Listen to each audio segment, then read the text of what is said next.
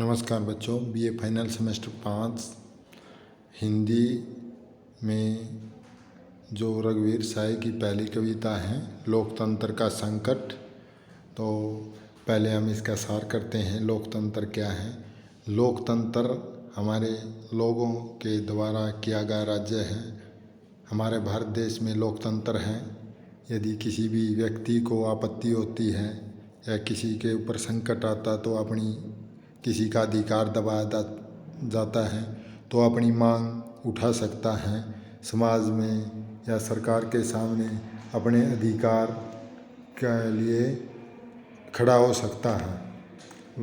यानी कि लोकतंत्र वह होता है, लोगों के द्वारा चुनी गई सरकार होती है, यानी लोगों का ही प्रशासन होता है। परंतु यहाँ कविता में लोकतंत्र का संकट के बारे में बताया गया है। यह छोटी कविता है, 2 पद्यांश हैं। इसका हम पहले सार करेंगे। लोकतंत्र का संकट। कविता का सार रघुवीर साय की एक महत्वपूर्ण और चर्चित कविता है। इस कविता में कवि ने स्पष्ट किया है कि जिन नेताओं और अधिकारियों पर लोकतंत्र को आगे बढ़ाने और इसमें व्यवस्था को बनाने का जो दायित्व है, उनका कर्तव्य है, वे अपने कर्तव्य को उचित प्रकार से नहीं निभाते, यानी अपना काम ठीक प्रकार से नहीं निभाते, अपितु भ्रष्टाचार में लिप्त हो जाते हैं और हमारे जिसे आम आदमी को नुकसान होता है उनको समान अधिकार नहीं मिल पाते, अपितु वे लोकतांत्रिक व्यवस्था को बिगाड़ने में लगे रहते हैं। कवि की दृष्टि में यही लोकतंत्र का संकट का कारण है। हमारे लोकतंत्र का यही कारण है, यही संकट का कारण है।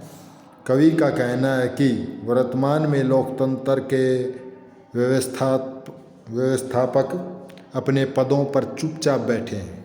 जो नेता हैं, जिनके ऊपर जिम्मेदारी है, जो अधिकारी हैं, डीसी हैं, एसपी हैं, एसएचओ हैं, एसडीएम हैं, इनके ऊपर लोकतंत्र को चलाने की पूरी व्यवस्था का भार है, परंतु वे चुपचाप बैठे रहते हैं अपने पदों पर। वे अपने कर्तव्यों को नहीं समझते, यानी कि अपनी जो ड्यूटी होती है, क्या काम करना है, उसको नहीं समझते। वे शासन व्यवस्था को चलाने के लिए काम करने वाले स्थान पर उन्हें महत्व देने की कोशिश करते हैं। जो व्यर्थ का विरोध करते हैं, धरना प्रदर्शन करते रहते हैं, ऐसी परिस्थितियां देश और समाज के लिए बहुत घातक हैं। यानी कि ये उनको महत्व देते हैं जो विरोध व्यवस्था को बिगाड़ने वाले हैं, उनको उत्तेजित करते हैं। दुख की बात तो यह है कि व्यवस्थापक इन समस्याओं को दूर करने की अपेक्षा समाज के लोगों को बताते हैं कि वास्तव में व्यवस्था बिगड़ रही है। यानी जो काम ठीक ढंग से होना चाहिए वो ठीक ढंग से न होकर उसको बिगाड़ते रहते हैं दिन प्रतिदिन। ऐसा करने में उनका अपना हित छिपा होता है, यानी कि उनका अपना स्वार्थ होता है, क्योंकि वे भ्रष्टाचार में लिप्त होते हैं, रुपये कमाते हैं।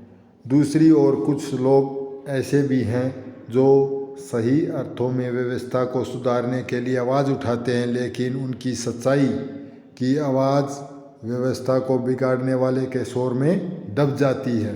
जो सच्ची बात कहते हैं, जिसके लिए धरना प्रदर्शन करते हैं, परंतु धरना प्रदर्शन में दंगा हो जाता है तो उनकी व्यवस्था बिगड़ जाती है। ऐसा करके तथाकथित व्यवस्था लोकतंत्र के विकास की बात कह करके लोकतंत्र को राज्यहीन समाज की ओर धकेलते हैं। धीरे धीरे लोकतंत्र को बिगाड़कर उसे राजतंत्र बना देते हैं, यानी कि तानाशाह बना देते हैं, उन्हीं का अधिकार हो जाता है। ये इसका सारे इसके 2 पद्यांश है, बहुत छोटी कविता है। इसमें कवि प्रस्तुत पंक्तियाँ हमारी समकालीन हिंदी कविता में संकलित लोकतंत्र का संकट से ली गई हैं। इसके कवि कौन है? रघुवीर साय हैं। इस कविता में कवि ने स्पष्ट किया है कि लोकतंत्र में नेता और अधिकारी ही लोकतंत्र के संकट का कारण हैं। जो बड़े बड़े पदों पर बैठे हैं, नेता हैं, वही लोकतंत्र के संकट का कारण बताया गया है। तो अब कवि कहता है, पुरुष जो सोच नहीं पा रहे किंतु अपने पदों पर आसीन हैं, चुप हैं। तानाशाह क्या उन्हें उनकी ज़रूरत होगी? जैसे तुम्हें उनकी जो कुछ न कुछ उटपटांग विरोध करते रहते हैं। पुरुष का मतलब है व्यक्ति, समाज का व्यक्ति। आसीन माने विराजमान, अपने पदों पर विराजमान है, बैठे हुए हैं। उटपटांग माने व्यर्थ की, व्यवस्था माने प्रबंध, व्यर्थ की व्यवस्था करना, व्यर्थ का प्रबंध करना। तो यहाँ पर कवि लोकतांत्रिक व्यवस्था पर बढ़ती अव्यवस्था पर व्यंग्य करते हुए कहता है इन पंक्तियों में, जो व्यक्ति चाहे वह, जो पुरुष या व्यक्ति चाहे कौन हो, नेता हो या अधिकारी हो, लोकतंत्र व्यवस्था में किसी पद पर विराजमान है, यानी पद माने किसी भी पोस्ट पर बैठा हुआ डीसी एसपी कोई भी, यानी विराजमान है, परंतु वह चुप है। वह अपने पदों पर रहते हुए भी न तो कुछ सोचते हैं न ही कुछ बोलते हैं। आसीन माने न तो सोचते हैं और न ही, चुप माने न ही कुछ बोलते हैं। वे चुपचाप अपने काम निकालते रहते हैं। कवि व्यंग्य करता हुआ कहता है कि ऐसे लोगों को जो आवश्यकता है लोगों की, उनकी पूरी न करके वह तानाशाहों को उसी प्रकार होती है। यानी कि ऐसे लोगों को जिस प्रकार तानाशाह है, उनको जिस प्रकार की ज़रूरत होती है वे अपना काम पूरा कर लेते हैं। ऐसे लोगों की आवश्यकता तो तानाशाहों को उसी प्रकार होती है जिस प्रकार किन्हीं बिना बात का विरोध करने वाले लोगों की आवश्यकता रहती है। जैसे जो उटपटांग का विरोध करते रहते हैं, उस प्रकार के लोगों की उनको आवश्यकता है। वे तानाशाह हैं, यानी कि व्यवस्था को बिगाड़ने वाले हैं। कवि कहता है कि आगे, सब व्यवस्थाएं अपने को अधिक संकट के लिए तैयार कर रही हैं और लोगों को बताती रहती हैं कि यह व्यवस्था बिगड़ रही है। तो आगे कहता है कि इस प्रकार जो लोकतंत्र की व्यवस्था है उसको अधिक संकट में डालने के लिए तैयार करती रहती हैं, जो हमारी व्यवस्था है उसको तोड़ने के लिए, और लोगों को बताती रहती हैं कि लोकतंत्र व्यवस्था बिगड़ रही है, यानी कि समाज के हालात ख़राब होते जा रहे हैं। जैसे कि यूपी में अभी दंगा हुआ था, यानी एक दलित समाज की लड़की के साथ हुआ, वहाँ और नेताओं ने जा कर के धरना प्रदर्शन किया, परंतु कुछ समाज के जो दूसरे तत्व थे, यानी उन्होंने समाज को यानी कि उटपटांग करके, यानी कि बसों को जलाना और दूसरा प्रदर्शन करना, तो इस प्रकार उन्होंने व्यवस्था को बिगाड़ दिया है। जो हमारे नेता थे, अधिकारी थे, उन्होंने उनको कुछ नहीं कहा क्योंकि उनका अपना उसमें स्वार्थ था। इस कविता के माध्यम से यही कहना चाह रहा है।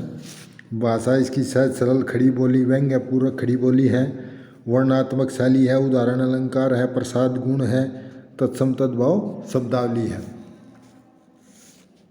अगला पद्यांश इसका एक और पद्यांश है, वो छोटी कविता है। आगे कहता है कवि, तब जो लोग सचमुच जानते हैं कि व्यवस्था बिगड़ रही है वे उन लोगों के शोर में छिप जाते हैं। जो अधिकारी हैं उनको पता है कि व्यवस्था बिगड़ रही है, यानी कि हालात बिगड़ते जा रहे हैं, लोग धरना प्रदर्शन कर रहे हैं, जैसे किसान आंदोलन कर रहे हैं। नेताओं को पता था कि हम यह कृषि बिल लाएंगे तो लोग धरना प्रदर्शन करेंगे, परंतु जानबूझकर लाया गया और जिससे समाज में दंगा फैलाया गया। तो उनको पता है, लोगों को, यानी कि ऐसे लोग, ऐसे नेता और अधिकारी वे जानते हैं कि व्यवस्था बिगड़ रही है, वे उन लोगों के शोर में छुप जाते हैं। जैसे दूसरी कांग्रेस बीजेपी उन लोगों को साथ मिल कर के अपने गुनाहों को छिपा लेती है और मीडिया उन्हीं का प्रदर्शन करती है। तो यहाँ पर कवि कहता है, लोकतंत्र में अधिकारी और नेता जब यह जान जाते हैं कि उनके कार्य से व्यवस्था में बिगाड़, यानी कि बिगड़ रही है या बिगाड़ उत्पन्न हो रहा है, तो वह अपने आप को उन लोगों के शोर में छिपा लेते हैं जो व्यवस्था को बिगाड़ने में लगे हुए हैं। जो समाज में प्रदर्शन करते हैं, धरना प्रदर्शन करते हैं, तो वे उन्हीं के लोगों के साथ मिलकर छिप जाते हैं। जो इस व्यवस्था को और अधिक बिगाड़ना चाहते हैं, क्योंकि उसी में उनका हित है, क्योंकि वे स्वार्थ से लोलुप हैं, क्योंकि उससे उनको रुपये मिलते हैं, उससे उनकी अपनी कुर्सी बनी रहती है, उसी से उनका हित है। लोकतंत्र का विकास राज्यहीन समाज की ओर होता है।